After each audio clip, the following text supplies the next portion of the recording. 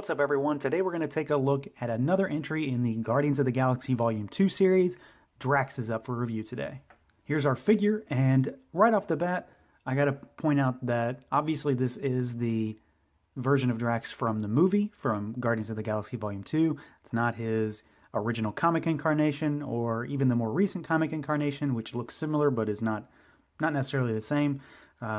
He is also an MCU figure, and as I pointed out in my Yondu review, I don't buy these figures, so I don't really get into the MCU in terms of toys. But I grabbed this one so I could get the Build-A-Figure piece. DRAX is actually going to a friend, but I am actually pleasantly surprised by this figure because despite not really caring about it, he's pretty solid. So let's take a look and see how he stacks up. So I don't have the original DRAX from Guardians of the Galaxy 1, and I believe it's pretty much the exact same figure with like a different head, and he comes with a different accessory. But otherwise, I think he's pretty much the same. Color scheme might be a little different, but don't quote me on that. So he is kind of standard Marvel Legends. We've got head on a ball, can go up and down all around. Arms go out pretty far, about almost 90 degrees. That's maybe 89. They can go all the way around. We do have our bicep swivel. We have our double jointed elbows. We have a wrist and a hinge with a swivel. We have a crunch, which goes back a decent ways and goes forward a decent ways. Very, very noisy. We have got a waist twist.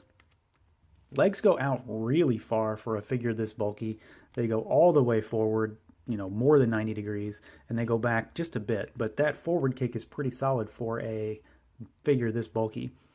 We do have a thigh cut. We have a double jointed knee. It goes back a decent bit. Like I said, he is bulky, so that's going to hinder it a bit, but that's not a problem. It's just because of the size of the figure. There is no boot cut, shin swivel. There is an ankle with a hinge, which has pretty good motion, and then a rocker that goes all around. So he is pretty standard in terms of articulation. In terms of sculpt, I mean, it's pretty spot on. Just like with my Yondu review, I think they really nailed the likeness here. This looks just like Batista. I don't think anybody can say that this doesn't look like him. It's very nice, very well sculpted. All of the tattoos are sculpted on. They're not just painted. They are painted, but they're not just painted. So those are all raised. They do have texture to them. The pants have texture. The boot has a lot of intricate detail in terms of the buckles.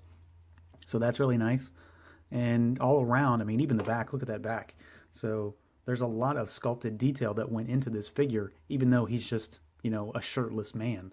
So that's really good. As far as paint goes, not a ton on the bottom half, but there is a lot on the top. So every bit of tattoo work is painted, and it's all very clean on this figure. I don't have any problems with that. I think it's very well done.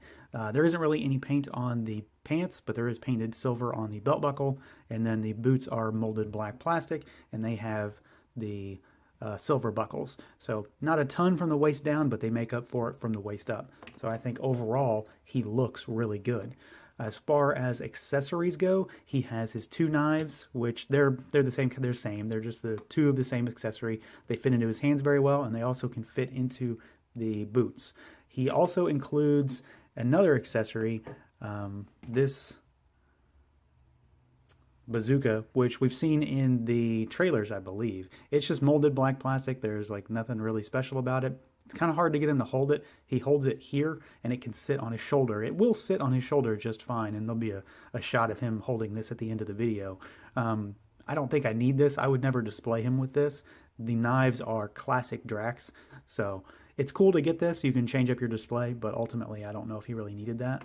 So beyond that, though, I think he's a really solid figure. There is a lot going on here, despite the fact that he is just a humanoid male that has his shirt off. I think this is a really good likeness of Batista.